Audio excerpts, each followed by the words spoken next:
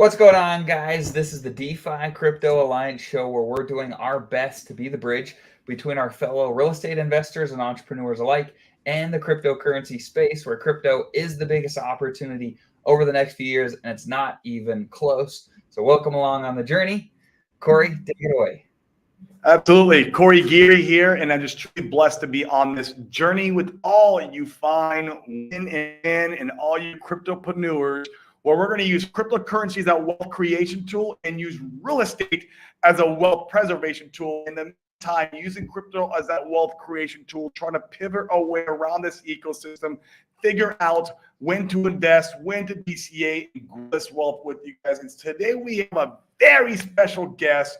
This guy is an OG in the crypto space, and I want to hear his story. I want to hear like how he was successful. And usually we know, guys, to be successful, you have to go through some mishaps. You have some bumps along the way. We know this from our real estate journey, that we've had a lot of bumps in our real estate journey before we made a lot of money. Crypto's no different. It really isn't. I mean, this is the same kind of space.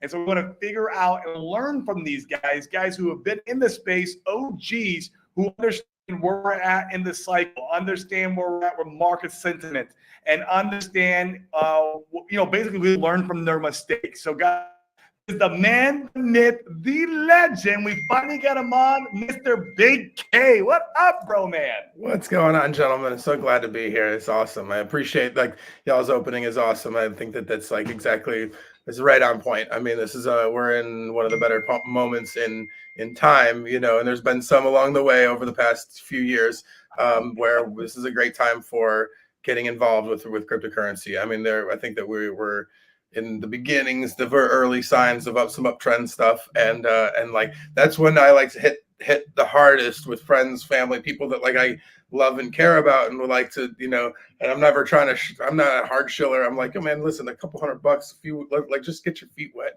and great things can happen. And this is the time, because like there'll be a time, a couple of years from now where things will feel really frothy, and you'll be like, hey guys, you might want to pull some things off the table, and like that's fine too, that's all great too. But right now is an awesome, like, I mean, if anybody finding these streams now it's a great time to be, Agreed. Absolutely. Well, we appreciate you being on today, man. We've seen some of the things you've done. You've been here a while. For those that are less familiar with your story, love to hear your backstory, Sure. What you did before crypto, how you ended up here, all that stuff. And don't forget to leave out the losses that you. For sure. No, I will not. Those are super crucial that you've taken to get where you're at.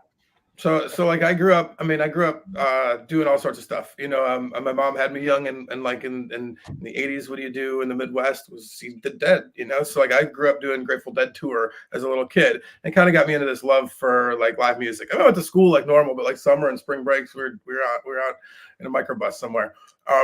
And that helped me, like, I got really into, as I was saying backstage to y'all, community building, in that I started working live music events, and we'd put in big festivals on over a couple week period of time. You build a whole city and then you tear it all down.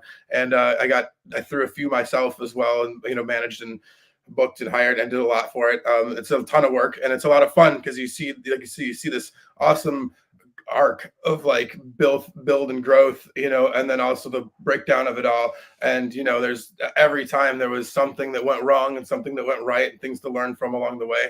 And that was a great experience. I mean, sadly, there's not like tons of money in it. It's not like you're not gonna retire doing that kind of stuff, although it's fun. So once I got my degree, which is I have a degree in mathematics, I started to go to work doing project management for company that was doing big railroad camera installs, high-end like thermals and Bosch cameras all over for security all over, railroads and stuff, and project managed through that and built out systems, and, went to places and, sent crews out there to build it all, watched over it all over the country. It was a lot of fun. Taught me a lot about, managing in teams of people and all that kind of thing. But then in all of that, there's a lot of computer work. I'm used to doing IT computer work as well. Have kind of worked for some businesses in between there, building some apps and doing some consulting. And when I was in that transitionary period where I was working on consulting, maybe starting my own business, I got into cryptocurrency. it was really kind of just haphazard. I have a degree in math, and I'm a gamer and like to play, work on computers and stuff. So I was playing a video game on my computer, and so I had a forum reading about it, and somebody said, turn on your graphics card and start mining this coin. And I really didn't even, like, Bitcoin wasn't even on my radar. It was actually it was Monero. It was the first thing that I read about. Turned on my graphics card, started making $3 a day or whatever. And next thing you know, I was like, I got a second one of these cards around here somewhere. So I got 2 cards, and then now I've got 2 computers, and I got 3 computers, and now my bedroom is like 1,000 degrees because they're running all the time. And I'm like, okay, these got to go out in the garage, and it gets bigger and bigger until, I built out a business plan. Had a friend of mine who, like, super well off, got a cat who's been investing a long time, threw it, and I'm like, just give me, tell me what you think. He came back a few months later, like, how does $500,000 work? And I was like, sounds great. So then we started building the business out where I started like scaling up this to like industrial standards. We were buying, had racks and racks of machines. And we built and bought a lot of stuff at what was a decent time, but like really I should have just been, it was one of those lessons I learned through the RH ecosystem. I should have just been buying coins that whole time, because instead of buying that, I was buying equipment. And then 2018, I just ran all that equipment at a negative, at a loss. I like lost a ton. I mean, just lost. It was, and it was. I'll never we did Richard did that debate with Roger Ver, and I was strongly in the Roger Ver camp at that point in time about Bitcoin's hard fork. And so like I hated Richard for how he acted about it all, and like his opinions. I was just like, I just screw this guy, So I blocked him and proceeded to not do what he was saying to do, and lost my ass. I lost hundreds of thousands of dollars over the next 6, 8, 10, 12, whatever. Painful. Now, were all the miners, were they just in like a warehouse? Were you guys optimized for power, and even still were losing money just because of the yeah. So I had them I had found a spot that had really good power deal, and so I was operating at a friend of mine's properties that we had a kick-ass deal with electricity for a while, and then I had a warehouse facility. I was like, okay, we're going to scale up big. But by the time we got everything worked out with the warehouse, it was where everything was I was like, almost none of your machines are profitable at this point in time to even be running. So it's really like, it's painful. Like, wow, we really went far down this path to realize we needed to go in a different direction. And, I had to go and own up for all of it. Cause like my friend who was a business partner on it with me, he's the money guy. He's just getting this yearly update, and it's me being like, things aren't, buddy. And him, but he had belief in me really, and was like, you'll figure it out. I believe in you. I'm not going to we're not pulling the plug on anything. You'll figure it out. Yeah. He was like, you might have to go back and get a, day job for a little while. It's not pulling a salary. I was like, no shit. Thank you. Yeah, I can't pull any. Anyway, I think that's actually really important. VCs and angel investors, when they're often dumping money into new companies and ideas, I've heard many of them speak about how you bet on the jockey, right? Mm-hmm. You bet on the jockey, with understanding that this first go may not be a winner, but if they can figure out their lessons through this journey, the next 1 or 2 may be enormous. And so he bet on you. Yeah, he did. And then, it was his belief in me too that also him, I can remember feeling somewhat re-energized by all of that, being like, all right, well, if this dude can still believe in me, then I better figure my shit out, And I went and consulted for a friend of mine who is doing some scrap at the time. So I've got basically a day job to pay for things. So I was working. So then it turned into now crypto is not just my regular day thing. It was if I wanted to actually keep going with this, I was working all day and then working all night. It was twofold, So that was right about when it was about 6 or 8 months later that I found Richard. It was in that process that I'd unblocked some people. This is my advice. His advice to me was hey, look outside of whatever, echo chamber you've built for yourself. So I did. And that was when I found Richard. And I remember clear as day, the first thing he said, and I'm just scrolling through Twitter and pop across a video of his. And he's just saying, if you don't know what all the top 10 cryptocurrencies on the list are doing for their customers and like why people actually want them. Not that they're good or bad or your feelings on them, but like what they're offering their market to get that market share, then you have no business talking about any of this with anybody. And I looked at that list and I was like, I don't know, like 4 or 5, 6 of these. Boy. I was like, crap, I got some work to do, you know? And so it's just like a simple thing, but like it was clear as day, you know, that you just knew he was right about it. And then it was like one thing after another. When I started listening, I was like, this asshole's right. I was like, he's, you know, it was painful, you know, but like it was an ego shock and like lesson for me to like come off of whatever I thought I knew, because I was very wrong. And like through that process, and what good perspective you had, you know, so many people, it's hard to go back in time and look at somebody that you said, F this guy, you know, to go back and say, gosh, you know, they got some things right here, and be willing to listen.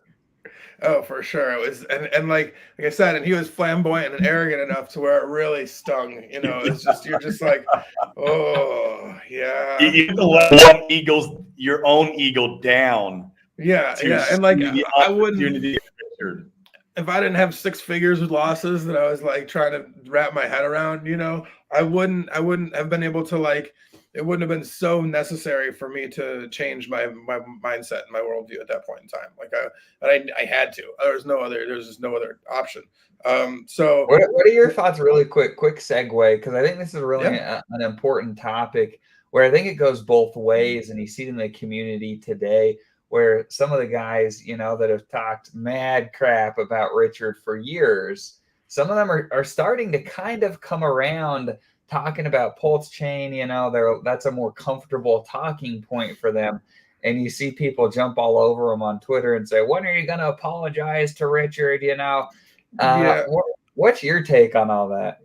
I mean, I personally don't like, you know, I think that it would be great if people like, you know, apologized or whatever, but in a lot of ways, you know, just them changing their attitudes and being on the right side of things is, like, for me, is enough. You know, like I don't have to see these people make big flowery statements, you know, like I don't really care too much. Like we've all got enough on our plate to, like, there's plenty you can do without having to, you know, make it about yourself, you know, just do the right thing. And like, if you get a chance, or if you want to send Richard a DM or something and be like, sorry, buddy, you know, fine, by all means, you know, like I'm sure he would appreciate that, you know. But like, I don't think it has to, I mean, maybe it'd be nice to be public. If you're if you think that you saying that could bring, you know, some positive benefit to it, then by all means. But if you think that you saying that and making such a public statement is actually going to detract from what you're trying to do, which is get people interested in Pulse Chain without having to pay attention to whatever previous baggage or whatever that you feel like there is, then I'm fine with that too. You know, like I'm not like that was one thing that I learned early on in Hex. I can remember live streaming with dudes pretty early on, 6 months in, and realizing almost on camera that I was like, you know, I have a math degree. I did this crypto thing for a math sense. I started talking about it on air because I thought I had a perspective on the you know, the math behind things. I could understand the game theory super well. But really, in the end, I found out that it was marketing that I was doing. Like I was like, what I'm actually doing is like marketing this to people, and I'm just one voice amongst many that are, you know, getting this message out there. And so like it was like a, you know, interesting realization that there's all these roads to Rome. You know, there's like, and somebody is going to work for the way a lot of my friends that have paid attention to me tell me that Richard to them is unpalatable. Like they're like, cannot handle, you know, they're like, well, whatever. They'll be like, what did he say in that stream or whatever? And I'll give them the TLDR on it. And they'll be like, oh my gosh, that was palatable. I have to be the interpreter. And I get it. You know, I probably have a way more, you know, cozy demeanor for them about giving that information out. Richard can be a little harsh about it sometimes, and fair enough. Everybody has their own way of getting a message out there, and that's what I think the goal is with that all. Is that like there is so many unique voices that get to have their moment to affect somebody along the way, you know. That's an excellent take. Okay, so you found Richard, you go back, you unblock him, you're seeing his stuff.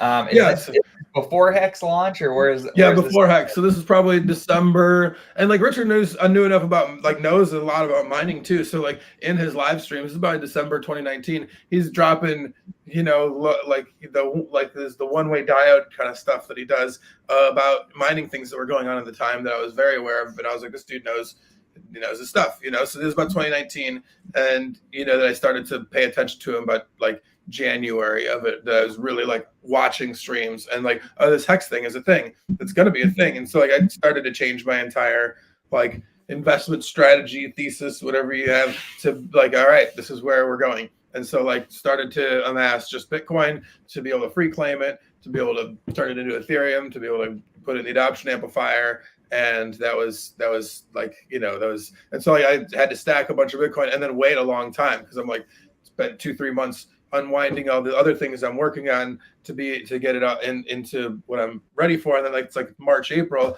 I'm like, all right, here we go. And Richard's like, 2 more weeks, 2 more weeks, 2 more weeks, 2 more weeks, 2 more weeks, until December of that year, So it was a long wait for, and like I was new to like I said, I was relatively new, and January of that year compared to other people who had been in Stripe and paying attention to Richard before with the previous token that they had been working on. So like, I mean, it was a long wait for ORGs than me. And the Bitcoin that you'd been stacking at that time, was that Bitcoin from the mining operation, or was that another infusion from? No, that was all like what I had, like basically all the coins, because like my biggest wins when I was mining was like speculative investment stuff, that like pointing my machines at some coins that I dare say even the names of some of the garbage that that you could be mining back then, that smart Sure. token or whatever, just all sorts of garbage that like maybe would do something, and it's super early in it, and some of them would I'd get a huge pop on some of them. So like I had just a plethora of illiquid shitcoins all over the place, so like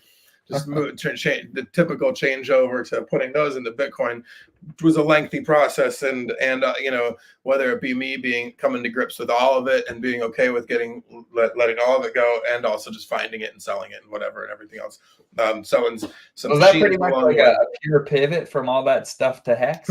Complete pivot, because like probably, but by the time, I mean, I was still mining some stuff, I still had, but by the time Hex was like had launched in 2019 and 2020, really, like about 3 months in, I had almost no miners running by then, and like had come to I had come to grips with the fact that like every time I got a power bill that was more expensive than like what I could price out the tokens that I made that month, I was just like, I'm good here. I'm really good on all this, So I packed it all up into a shipping container and forgot about it, and went full bore into Hex and streaming, and like paying attention to what is the staking model here and what's the value that's going on here, and some other important things, DeFi. Like there's a lot of that like I understood. Like I liked Monero because of the privacy factor and the fact that there was some more DeFi like hints of all of that. But like what we have now is is the right reasons for crypto, so I'm super stoked about all that, and it's like a better ecosystem to be working in than toiling away with machinery for pennies on the dollar, really, so I'm way happier doing this now. Not to say that like I don't pay attention sometimes, and there's some itches along the way when you see something like, oh, that's an exploitable situation, I can do well there. But like like for instance, validators is one of them that like I did not run any validators, still don't, and it's not because like I can't or anything, it's just because I don't, like it's some part of my life that I'm like super happy to have like been able to close the door on and be like, I don't do that. I don't have to think about that. I don't have to worry about that. He's a burnt out node validator. Mm-hmm. Yep, 1,000%. He's a burnt out miner. I mean, I used to when we because like I was mining, but I was doing master nodey stuff. I was doing everything. So like I can remember at one point in time having probably like 50 different types of nodes running at a time. That was probably at my max. So like 50 different types of token nodes running at once, And so like being able to manage and know what, get updates and whatever, manage all that shit is just a pain in the ass. Like and then knowing when to sell, and this coin's got some lockup thing, and there's all sorts of stupid stuff that like I had giant spreadsheets of that was still so hard to pay attention to, Oh, that'd be a full-time job. Yeah, absolutely. Yeah, 100%. Is super. And so like I don't want to. I'm super happy where I'm at now, and not having to pay attention to that stuff. So, so you being in Hex, is this how you made that investor that gave you $5,000? Is that how you made him whole? Yes. Yeah. Oh, Now, yeah, did for you sure. make him whole as a loan repayment where you did him? Yeah, that's what we did. Is we we investor with you. Yeah, no, he signed off on a note from at his bank. So like it was basically, and gave me the credit line to go as deep as 500 I could, and I think I went about 420 in before I turned it all around. Mhm, So but the faith was kept, and yeah, he's paid all back, and we're in great situation now. So it's all wins from here on out, which is awesome. Cool. So give us your take on the T-share model. I'm really curious. You have a unique perspective from a math background. The T-share, like people could go on, and people have for years about the game theory around the T-share and whatnot. Yeah, give us your take on the T-share, the inflation model. Do you think that do you like the way that it's built? What are some takes that you have today that you didn't realize earlier on in the game? Well, it's one of those, you don't realize how long, how quick time goes by, and then how long time can continue, it continues to go. Because like that part was strange to me. But in general, the T-share model to me, it's like it was super unique in the sense that like the idea for inverting the formula was really cool, and it was one of those things that was one of the things that I think Richard always did the best, was something that like you wouldn't get the idea for it when you hear him talk so sure of himself and arrogantly, but he sources the opinion of the crowd better than most, and changes his own opinion when the truth is like evident, and I've seen it a bunch of times. What do you I mean? mean, for instance, perfect example would be the incentive token in the system was something that Richard did not want. It was very against. He was very against even having it. The reward model he wanted to look very different, but like it took months of people in the Pulse. What is it? The Pulse. There was like a private Pulse kind of like game theory chat that a bunch of us were invited to. They're like people laid it out for him several times over in like concrete ways, and he was like, no, okay, yes. And the same thing goes with the incentive token sucks. It does, but like there's a reason for that. It's like this economic, like if you start incentivizing people with the native tokens, then like those ones suck even worse. It's really, really bad. It's so like none of the other previous DeFi protocols out there doing these kind of liquidity mining thing has done if they have done it with a native token, it's been incredibly unsuccessful. So I'm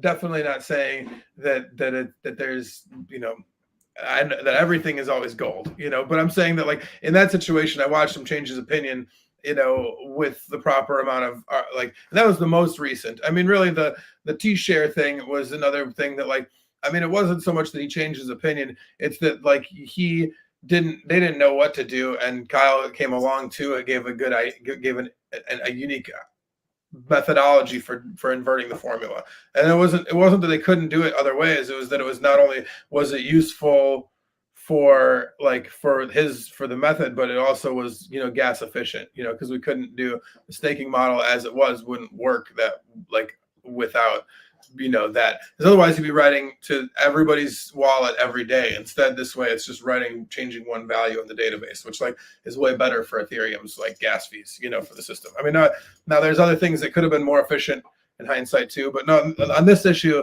I think that like I said, that the T-share thing was something that like somebody else came up with and like wasn't Richard's idea whatsoever, and he was more than willing to source. And it wasn't even somebody who was paying; it was somebody outside of all that in the community that like just was like, "Hey, check this out," and he was like, "Okay, this works," so like he's really good at, and like a lot of people It's not to say that there wasn't other people with other ideas. You know, there's a lot of other ideas that get thrown out there. He's pretty good at sifting through those and figuring out which ones were good to add in. I mean, there was a bunch of that with Hex. There's a lot of things that like weren't there. Like when it was Bitcoin Hex and I first read about it, I was like, there's no referral program, and that was something that they had to figure out. That was a unique thing that like was kind of cool. I thought that was always super cool because it really used a feature of Bitcoin that like zero people ever use. Like nobody signs, like you don't usually sign statements, you know, in Bitcoin period. I mean, there's very few things. I mean, now more so that the ordinals thing is like part of the ordinals situation, but that was one of the earlier uses of it, was just like, and it was a simple statement to say like, I control this and I want to free claim coins on Ethereum to this address, you know, and that was, you know, but there hadn't been a trustless way to do that kind of thing before, or at least none that I have ever experienced. And they spent a lot of time working on that, you know, to make it work, you know. So there's a bunch of different cool developed things that like, you know, came about afterwards through community ideas. You know, some of it was Richard's ideas and some of it was his ideas. Like, I'd love to have a referral program. And then like somebody else was like, here's a great model for it, man. And he was like, oh, okay, cool. You know,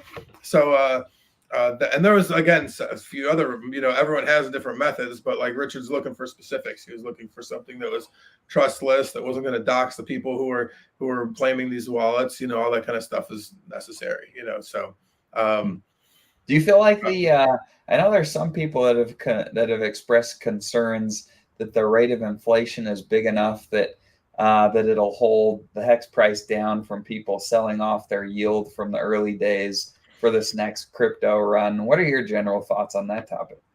I mean, I think that, I mean, technically the inflation rate is manipulatable. You know, it's changeable. There's a couple entities that are able to, you know, dial that up or back as necessary, you know. So like it could very easily, if there is some concern for runaway inflation, I could very well see that being curtailed over years with large, you know, stakes from origin addresses or whatever, you know, or you know, right. that could be a possibility that, you know, that has been in there from the get-go, like that was tested out in the very beginning, where there was large stakes and there was a lot less, and you know, and there still is some, but like there's some control there that is possible, you know. Again, everyone is, you know, I get that people fear control to some degree, but I still think that that's probably a good thing that it's there. So if there is some sort of overwhelming evidence that those that have, you know, extreme amounts of interest going forward shouldn't have as much of that interest, you know, then I think that it could slow down. Now, I mean, I'm not sure if that's like overall good, bad, ugly. I mean, like, I think that if that's the case, then there's enough success in the system already for the price for that to be useful. But I mean, there is always a chance. I mean, like, let's say, like, if nobody uses the thing and nobody cares, then the few people that do use it and do care would have runaway inflation for sure. That's possible. But I mean, it's been something that we've all talked about in every other crypto as well. I mean, Bitcoin people laid out how this inflation was going to be so bad for so many years, and here we are 10 years later and not so bad. Same thing with Ethereum, and Ethereum is like, it's something that was like, there's like the people on fire, you know, the house on fire people or whatever, the naysayers would have had so much fear spun up about how like there's no actual capped number on Ethereum. It could be whatever. And so like, because of that, people like had tons of fear on it. And how did that work out? I mean, you just better buying it and shutting up, you know? So right. I think you pointed out a really good, something very important there with the OA, and we get FUDD for that, right? OA owes 95% of the coin. The reason why he owns that is because he can do that. He has the tool now to be able to slow this down in the future or speed it up or sees fit. He's kind of acting how the Fed acts with our dollar, right? The Fed goes, okay, it's time to print more money, you know, 1,000%. down. and he acts in that manner on depending on the ecosystem, on what's going to happen in the future, and he's able to prevent bad actors from doing some things. So that's very interesting. I'm for the OA. It's needed. I think. I mean, it's one of the. It is that I am too. It's one of those things that took a little bit of time for me to fully wrap my head around. But when once you understand the benefits of it, once you get down off the again, there's a lot of the stuff that I take for granted just watching so much of what RH had to say in interviews in the past. But there is a tragedy of the commons that comes into play when you have systems that are too decentralized in economic weight. That's something that it's very difficult to get. I mean, you see that for instance, Bitcoin development is incredibly slow. It's just not getting everybody to agree on anything at all, period, is near impossibility. That's if somebody out there had a much bigger chunk that was, that had some controlling sway on things, then, for good or bad. I'm not saying it's they could be, a bad actor of their own, whatever. But I do think that there would be at least more development that went on, So, I mean, but whatever. Like I said, that's stuff that in long and short, I do think that it's a good thing to have, the infrastructural decentralization, but some version of financial centralization. Sure. Well said. What are some of the things you think need to happen in order for Hex to be able to get back to all-time highs or even surpass those in the next bull run? What does that need to look like? I mean, it's just as soon as we get into the larger, we're a bigger market cap coin, where that's when it was small, there's nobody involved. It was easy to be we just need some big actors, some big cats to come along and put us through. But now that the reality is, and back then it felt bizarre. I felt like I was living in bizarro world because everybody else is doing super poor and their financial maneuvers. Well, Hex was just pumping to the moon. It was it was just doing the opposite of everything. So that's probably not the case necessarily as much anymore. Not saying it can't, but the idea that we're a victim to macro situations is for sure true. So whatever the Fed is doing, whatever our interest rates are doing and all that stuff, it matters. If you can go and get 5-6% at the safest of places right now, let alone slight risk, and be making 10 some odd % on your money right now, then it's really disincentivizes the general public to get involved in crypto because the risk factor. They're I can, especially when our some of the big draws of Hex was high APY. Well, you're well, the difference between 10 and 25 is, for some people's risk profile isn't there. And I'm not saying I can blame people either way. So interest rates turning around, the Fed, lowering, making a pivot, those kind of things I think will do well for all of crypto. Hex involved as well.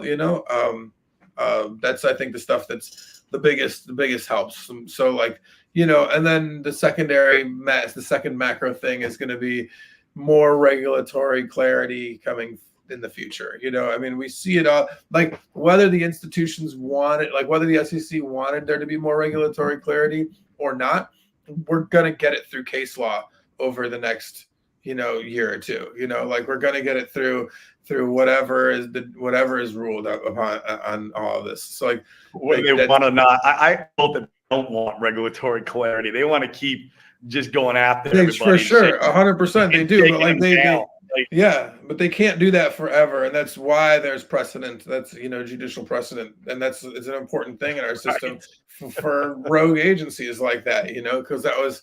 That sucks. It sucks. It's just, that stuff is awful, and it really puts they're the biggest buzzkills of all the party fun. When this is all going in the right direction. So having them, even if it's just fine. Because I'm not, again, it's I take Richard's stance on things. That I do think that some version of regulation does need to exist, or some sort of body, helping to police this stuff does need to exist.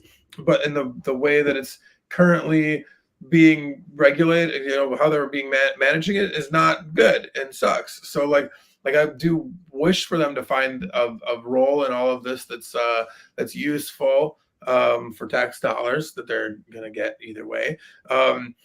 So so like Right. but like and I don't want to I don't want to like I don't want to throw out babies with bathwater and be like all of it sucks, because like I think that there could be good that can be done, but I'm not looking to, like I said, I'm looking for more like more judicial clarity so that they can find that role, whether it be by force or through hey, this is what actually is what cases we're winning and what actually works, so that I think are the things that on like a broader spectrum are going to help a lot. On a drill down to our ecosystem, some of the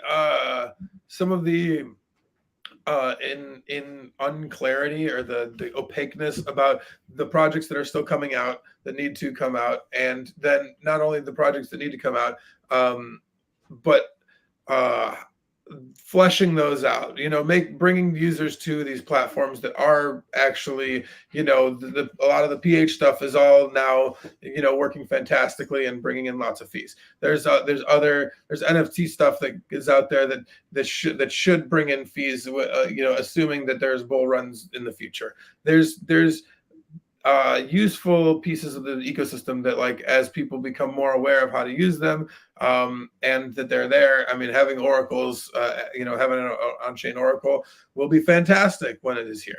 So like those things need to be here. And then once there's a little less, a little less unknown in that regard, then we can start to work on, like, okay, now we just need to aggressively market to the right people properly and make sure that the right users are coming aboard, and I love what y'all are doing, because it's basically my investment thesis in a nutshell. Like I only really roll in 2 speeds. It's like, just as slow as it can be in real estate, and just chill as possible, or complete breakneck speeds of crypto. It's I don't really have very much else besides like full rabbit mode and then stop sign. Those are the two. So like I'm it's good. This is good. I think that y'all are hitting on one of the, and I think a lot of people out there have the, understand the need for slow, careful investment, safety in real estate, but are looking for this. There's a lot of people who have been in real estate for a long time who are looking for this, because they also could use some excitement in their lives. Yeah, we're trying the same thing, right? Absolutely. So what are some of the things that in fact, I'd love to know your take on what we can do to onboard more of the right people. I think your statement there is really powerful. It's not just anybody that you need in order to build a good community. It's the right people. Yeah. Who are the right people, and how do you bring them into the fold? What are your thoughts? I mean, what's nice is that there is a lot of versions of the right people, and if we're successful, then a lot of people's versions of the right people will do well. Now, it's all how loud you want them all to be is it is at different levels. But I think that the right people you want are people who find value in long-term investment, are looking for things that are going to be here down the road. That aren't looking for something. That, like, if you have that, you want to have somebody that does not just squirrel-like investor that's looking to, very frantic. That's not what you want. And if not, and it's one of those things that you change people's minds through this. Just through your it's like actions always speak louder than words. So the more calm and chill I am as years go by, when I talk to my friends about this stuff, the skeptical ones that, a year, 2 years, 3 years into this have been like, I've been skeptical long enough. You've been here telling the same basic thing for long enough. Now I'm interested, so like, having, being steadfast, and that's something that, like, staying true to, like, that's why understanding the fundamentals of this is super important, because like you want to feel confident in what you're saying year in and year out. You know, and those are the kind of things that like make a big difference, and those are the kind of people you want to either find or cultivate. You know, because like I said, I've have lots of people that I've helped on board, and I don't know if they would have constituted as the right kind of people on day one, you know, but they're more the right kind of people now than they were previously. And then of course, you know, obviously you'd like to find the people that are already exhibiting those values. Like that's what you're really looking for. And, you know, if you're in an industry where you find a lot of that regularly, you know, those like reaching out to those people is a great start, you know. For us, like for you, for what y'all are doing in real estate stuff, it's fantastic because, like I said, those people are already, you know, small business entrepreneurship kind of people are all awesome kind of people to talk to. Anybody who's like the easiest sells and of people that like you want to have on board and are going to affect things positively are people who are already thinking slightly outside of the box. You know, it's tough because like the people that I feel like I want to always save and get like yo, you need this information are then my 9-to-5 friends that are like straight in a box, you know, and like Right. but they're the toughest to convince. They're the toughest to convince. You'll waste more time trying to get them to understand, you know, than somebody who's already gone through building businesses, you know, a couple times over. You know, it's just those people have a better ability to see that there's other ways to look at things than how what they are, you know, what they know. That's been our exact experience. Finding entrepreneurs, because entrepreneurs have risk tolerance. Yep. And they understand they have to put money out to get money back. And they have a bit of every entrepreneur has a bit of shiny object syndrome, right? We're always looking for new ways to make money. Like besides what we've already proven true, and most entrepreneurs do have at least one way of making money that is bringing money into their life, and supporting them and their family, and they're doing well. And so then they're branching out, and crypto is just such a great spot to go into and trying to place your money in other places and make money. And so, yeah, that's a very good point. And that's what we feel like. We all have these events, and we try to onboard real estate investors, entrepreneurs alike. And man, they're the easiest on board. You still have your real estate maxis, if you will, or like, oh no, I'm only going to buy rental properties. Crypto's a scam. They don't want to do anything else besides just invest. And then you have those guys, but those are far and few in between. I feel like most are at least somewhat open-minded, at least hear you out, hear what you got to say. So what's and Big K, Corey nailed it. Well, you both nailed it. What's the message that you tell your friends when you say that your messaging should be consistent? Like, what's the pitch to your friends, the message you've stuck to? You know, like controlling your own finances. It depends on the person, because like everybody's kind of different. So like what it works on each person isn't the same. But like, you know, people that I know that are already wary of authoritarian controls of one of another, you're like, this is something that is very much like a competing system parallel to it. You know, we're not trying to replace all the banks and the this and everything else. Like, we're just trying to give you a second option here. So something that runs right parallel next to it, doing most of the same kind of things, just in a different light, you know? So like, it doesn't, and it's not something that you have to, you know, I've had friends who put in a couple grand and come out with a couple million, you know? So like, it doesn't take much to you know, get the ball rolling. And like at this point in time, I'm like, yo, I'm like, you know, and then you can hit on the all the time. I'm like, oh, you never like free stuff? Like, I'll tell you about free stuff. You know how much free airdrops I've gotten just for like just for being a part of it all. Just clicking a few buttons, because I clicked a couple buttons. I made so much in uni airdrops, and you know, I made so much in this airdrop. I made so much in that, and like the list goes on and on and on. Especially for Hexkins, like it's, you know, it's been pretty consistent, you know, awesomeness. So like, you know, it's like I tell people, like, it didn't take much. Like every wallet got these coins, or every wallet got these coins. Like you didn't have to have but like $2 in there. Like, just please, for your own benefit, just anything, just a little of something, you know. And then you know, because then you could talk about all the reasons why, because of money and inflation and the government having the ability to, you're like, in their situation, they can control how all the finances like running. And you're like, basically what you're guessing on is whether they're trying to guess on their feelings and how about the economy and what they're going to do on it. And like it's a lot easier to have a system where you like, how much supply is there going to be today? How much is there going to be tomorrow? How much is there going to be in 10 years from now? Oh, it's all right there for me. Oh, it's so much easier in my mind to make speculative decisions based on just the numbers. Me personally, being a numbers like guy, as a math kind of guy, like I don't like trying to get into the heads of investors and or read through stock the company information about what's going to be good like that. All is really difficult for me personally. Like I think that like the numbers for me speak for themselves a lot better in a way that is a lot like easier for me to understand the game theory behind, at least. So like there's a lot of that I whether it be I can hit on all these different things for people depending on who they are, Yeah.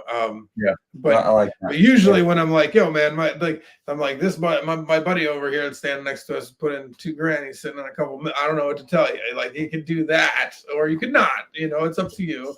But like, and my friend, like the one of my friends who usually referencing, like he's like, it's close to illiterate as possible. Like he doesn't know. Like it doesn't take it does not take a genius to figure it out.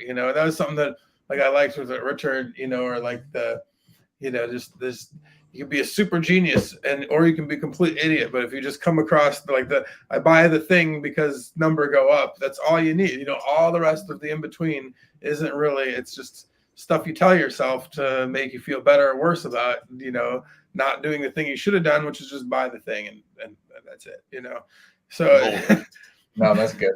I like that a lot. What do you think we need to so you talked about inflation and things changing in order for crypto to go more parabolic again. Do you think where are you at in the camp? I know some people are really big on the crypto 4-year cycle. Some feel differently. Where do you stand this time around? How do you think that the next few years might unfold? I mean, I believe in the cycle. I really do. I think that it may be elongated. We might wait longer. We might wait less time. It might happen for less time or longer time. You might get in the bigger ones, Bitcoin, Ethereum, whatever, you're going to get less returns than you got last time around, possibly. But is there tons of things that are up and coming that you're going to see mind-bending maneuvers on? Yes, we've already seen some flashes of that, in crypto in the past couple months or so. Early October was like the last month of like, oh, that's right. This is, which I mean, when you look at the charts, usually you get the early, you get some signs of life before things start really happening. So like, I still think that is all in the cards. There's a lot of macro that does seem to line up right for all of us, for all of it. I do think we will get a pivot in the next, like it's a true, we'll have to pull some rates down a little bit in the next year. I think it sets things up for a great second half of 2024. It's like survive till 2025. You do that, and like, Right. and like I think that those who can survive and hold on to bags that they build now through 2024 will be very, very, well rewarded in 25. That's what I think. I think it's going to be a little bit of time, but like, I mean, we got an election season coming up.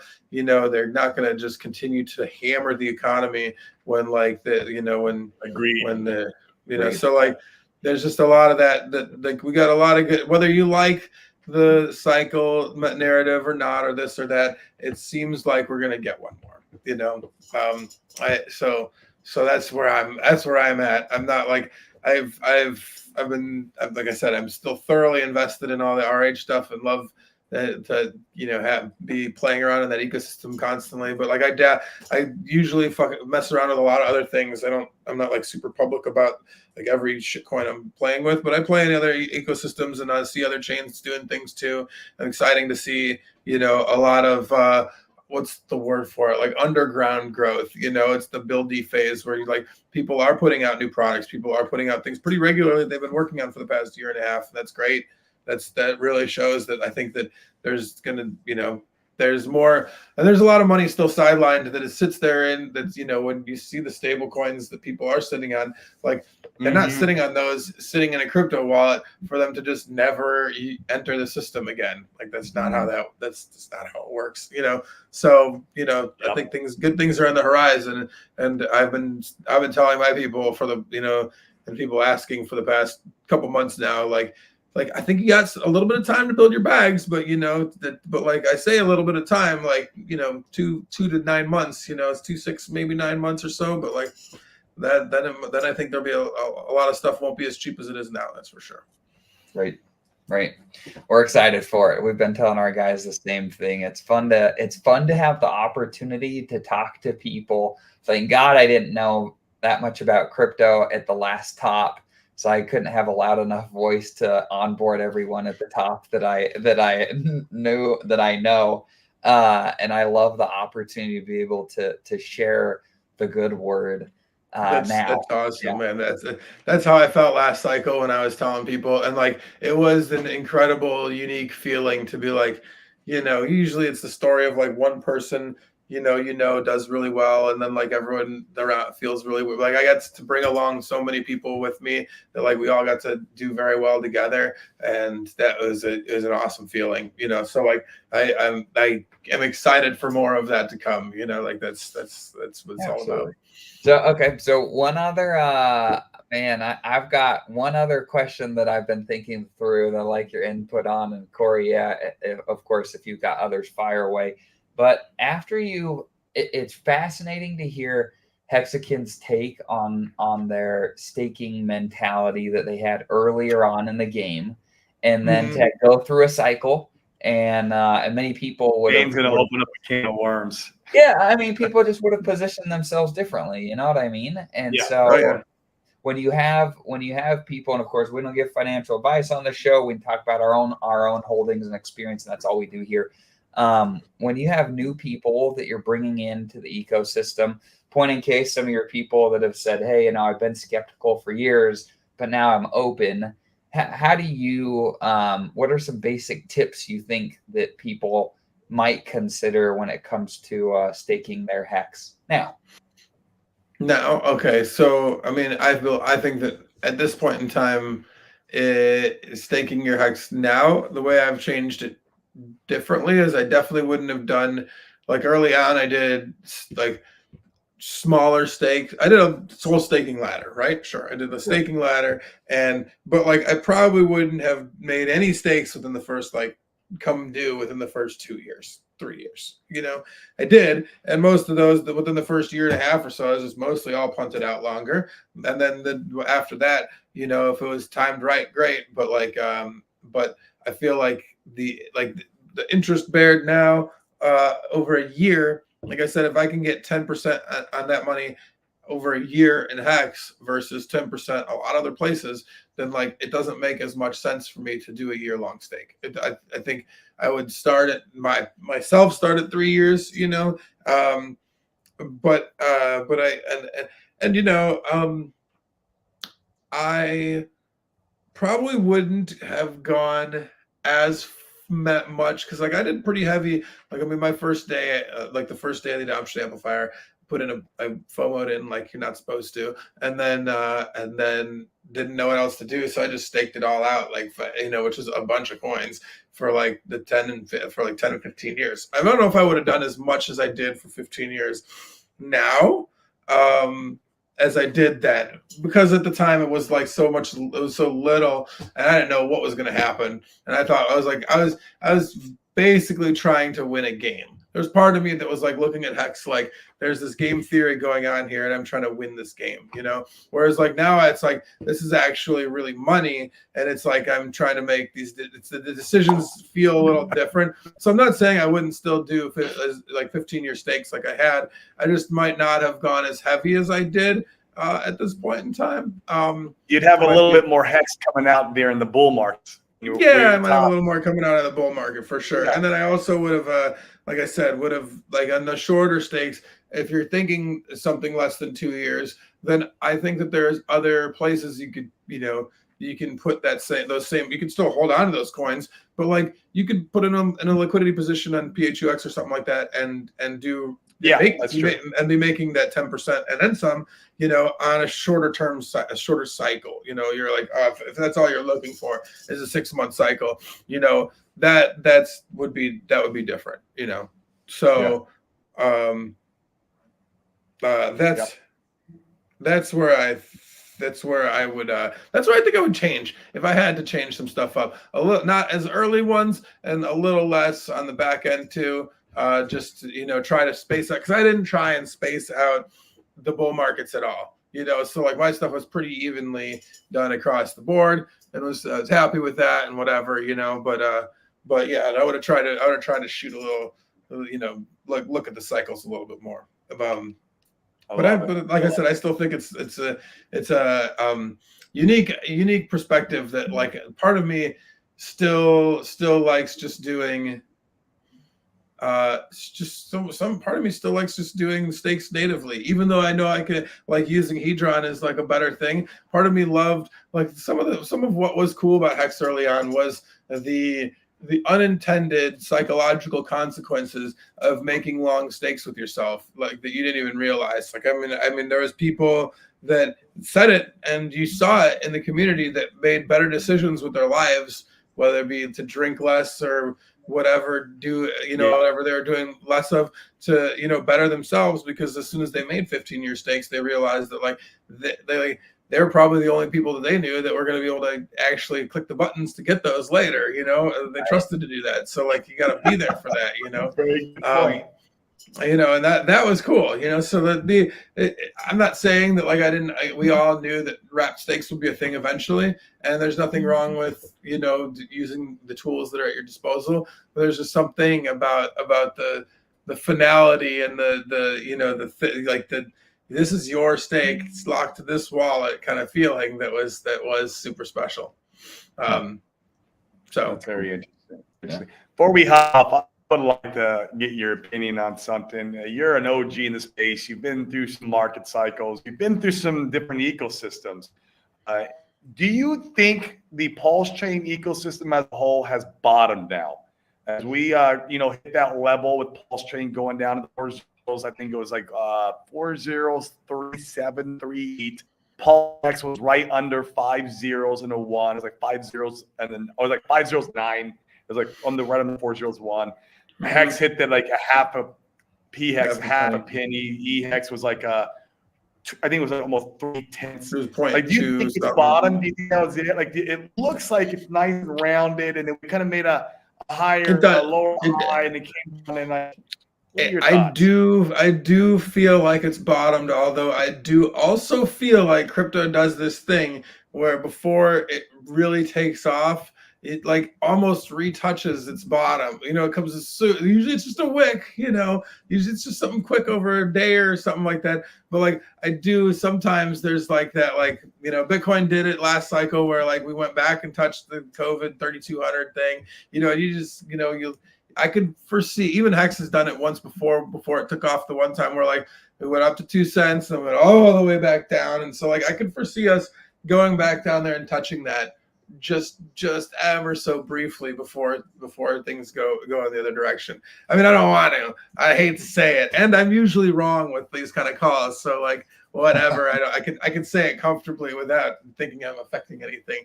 But it's possible. I wish you could, because I'd be like, Big K, can you tell them to do it in January? Because I get a large chunk of grab that one more bottom.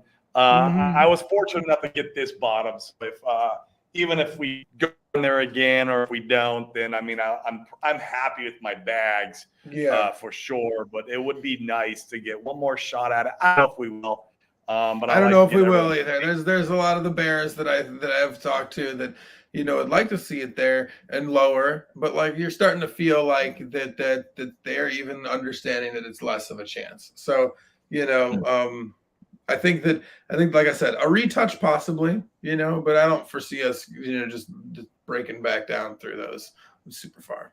So I like that. One more. This is a great question that I haven't heard a great answer to. So this person says, I don't know what I'm going to do. I didn't sell enough in the last bull run. How do you gain the confidence to dump? Yeah, when That's do you sell? How do you exit the market? That's a tough one, you know. I mean, like, there's only been a few times, you know, the feeling, and the time that's the toughest part about it is the feeling is exactly the opposite of what you know, like it's that comfort. Like I can remember the last time I sold a top. I went to bed, like I went over a bunch of stuff with somebody, and we were like, "This is awesome. Everything's great." Just I literally went to bed like everything's just so great. I'm just gonna go to sleep now, and I was like, "What? Is it great?" I was like, "I don't think it's great. I don't think I can't." And like I couldn't sleep then, and so I'm like up at 1:32 in the morning, like, am I gonna press this button? Yeah, I think I'm gonna sell. I think I'm gonna sell some. And I like, sure enough, like I could feel the feeling. It was like I didn't like it. I wasn't happy about it, but it was clear. It was like my own joy and comfort was like my dead giveaway. Like I was like, that was, you know, and so that's a tough feeling. Um, I, I don't think you have to do it all. You know, like I definitely didn't sell the top perfectly in Hex last time. Like, did I sell some and like put myself and my family in a good place at the right times? Sure, but like, dude, has it been 2 years of like, man, I could have sold more. More there, that would have been smart, you know. Like for sure, that's a feeling that like I don't think you'll ever fully, unless you know, get rid of unless you're just like pressing the all max sell button all the time, which I don't think is, I don't recommend Don't do that it. one either. Don't do that. You know, Way so correct. yeah, exactly. So like, you know, you can't beat yourself too much up over it, and whatever wins you get along the way, you should feel super stoked in. I mean, I had a friend who like they rode it all the way up and down, and he got like bought a car that he really wanted out of it, but nothing else. Could have done way more. Could have done way more with it, you know. But like, well, and looks back sometimes being like, man, I could have sold more. But like regularly, he is reminded of like how much easier his existence is, and the nice thing that he has now. He's like, this, I wouldn't have had what I got regardless if it wasn't for that. So like, what am I complaining about? Any win is a great situation. Don't get me wrong. You know, there, you don't want to, you know, like watching fortunes disappear is not fun. But like, it's a good thing is if it's like you're looking in there at money in front of you that would literally, that even a quarter of it or half of it, and you can hit the sell button on a quarter of it or half of it would drastically change like your life in a way that you want it to, then it's just you and the computer, man. So hit the button to do the thing, you know, like, you know, like nobody here is, you know, like it's not like like people are gonna make fun of you either way or whatever. It's just like, it is what it is, man. You just gotta like, that's like, life has those moments where you see them and you gotta jump on them. So like, it doesn't mean you have to jump all the way out of anything or all the way into something, but if even a quarter of what you're looking at is going to change how you feel about yourself and your life and your day to day, then these are just fucking magic internet quarters, man. Fucking take, upgrade your life. Shit, yeah. I'm so happy that I live down the street from the K, because when it comes time, I'm gonna like, hey, bro, how you feeling? Oh yeah. Are you sleeping okay at night? Like, are you waking up in the middle of the night? Because I need to know.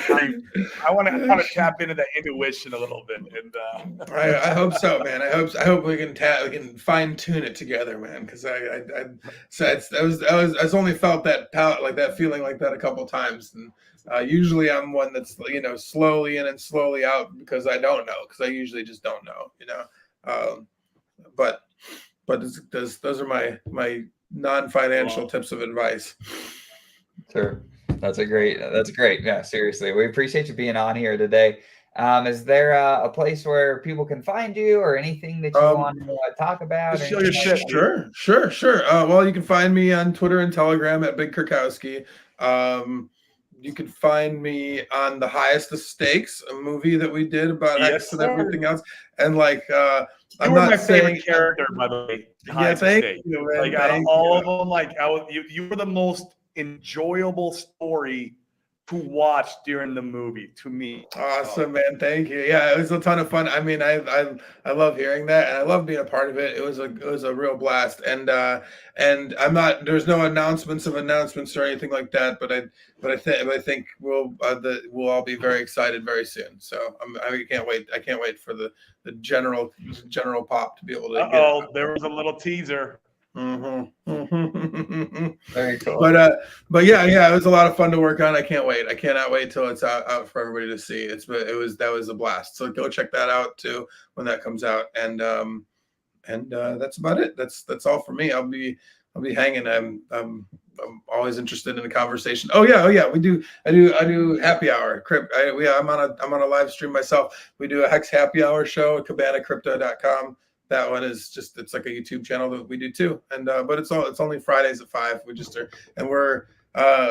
We bill ourselves as informative, but informal, we're just trying to have a good time. So just have a good time. Yeah. I'll have to hang out sometime. Yeah. Y'all should come on by. That'd be great. I'll talk to Cabana about when we got some time.